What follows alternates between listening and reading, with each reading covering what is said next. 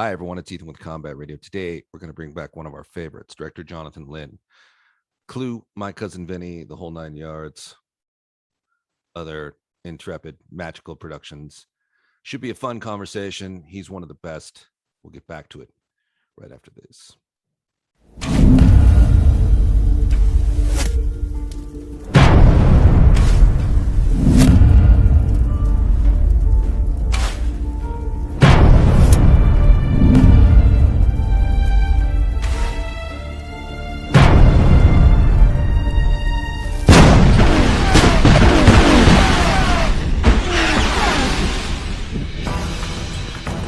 They were known as Lucifer and the Men with Painted Faces when they burned New Orleans to the ground.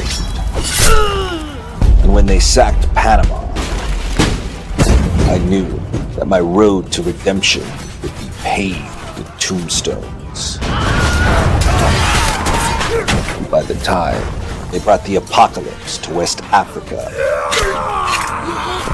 and the Indian Ocean, I would come to know two words with biblical significance. No quarter. No quarter. Kill all masters. Rated R. Coming soon. Available on all platforms. Visit noquarterkillallmasters.com. All right, everyone. Welcome back to Combat Radio. One of our favorites is with us. He's been working as a playwright during the plague, but the last time I saw him was actually at an opera in Pasadena that he directed, and it remains the only opera I've ever seen live.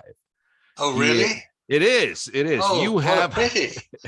No. It was a fantastic experience, and you and I were talking backstage about the whole process of putting it together, and it was very impressive. But this is director, writer, intrepid man about town, Mr. Jonathan Lynn. Jonathan, you look good. Things have been creative for you, and I did like that opera. It was a wonderful experience. I love the theater. Good. It's well, of course, it's a great opera. It's written by a Mozart. Yes. And but the plot never works, or hardly ever works. And I think I found a way to make it work, which was very exciting for me, and the singers all loved it. But it's a tricky story. So, go on. No, I was going to say, do you think Mozart realized the plot doesn't work? Do you think he's in his grave going, "Damn this Lynn, he's mastered it"? I think he probably did, but I think he didn't have time to care. He wrote everything in such a tearing hurry. Yeah. He took only, I believe, 5 or 6 weeks over writing any of his operas, which is incredible. He wrote his last 3 great piano concertos in 6 weeks. I don't know that he had much time to worry about it. I think, somebody gave him the script and they wanted him to write it, and he wrote it. But I can't really remember the details now because it's 2 or 3 years since we did that opera. Yeah, but it was a fantastic experience for me, and I felt like I was taking in some genuine culture. How much do you actually know about Mozart? Because the only thing I can kind of bounce back to is the movie Amadeus, which really kind of made him look like a drunk, crazy person. Yes, that movie is factually incorrect in a variety of ways. Yes. Good to hear, actually. Salieri did not try to kill him. Salieri was not such a minor composer. He was a successful composer in the 18th century.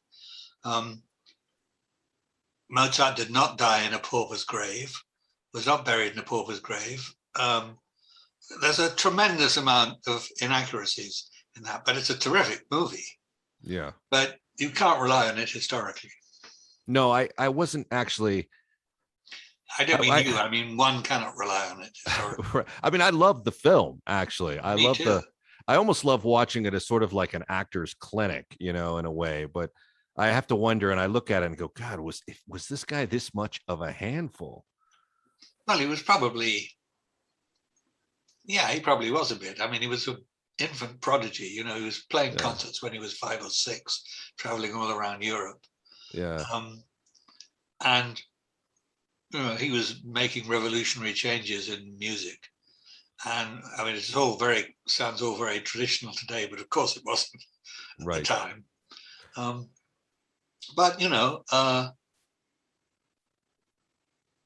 there's so many myths about all these great writers and great composers. And